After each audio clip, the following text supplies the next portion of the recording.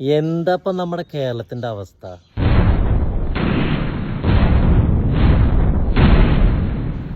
പണ്ടത്തെ നമ്മുടെ കാരണന്മാർ പറയും മിതമായ സംസാരം വളരെ നല്ലതാണ്. ഇതാണ് അവസ്ഥ കേട്ടോ. നമ്മൾ പുറത്തിറങ്ങിയിട്ടേ ഇപ്പോൾ റോഡിൽ കൂടെ പോകുമ്പോൾ അറിയാതെ ഒരുത്തിന് മേലിൽ തട്ടിയാൽ മതി, അപ്പം കയറും നമ്മുടെ പള്ളയിൽ കത്തി. അങ്ങനത്തെ അവസ്ഥയിലാണ് കേരളം പോകുന്നത്. പിള്ളേരെ കാര്യമൊന്നും പറയേ വേണ്ട.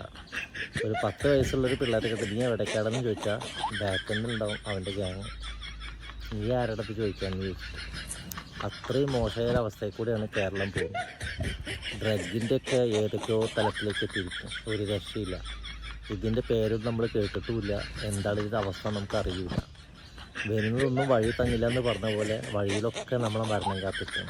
ആരോടൊന്നും മിണ്ടാൻ പോണ്ട, മിണ്ടാതെ നടക്കുക, അവനാരുടെ കാര്യം നോക്കി ജീവിച്ചോളൂ. അല്ലെങ്കിൽ നെഞ്ചത്ത് റീറ്റും വെച്ച് മലർന്ന് കിടക്കേണ്ടി വരും. ഓക്കെ.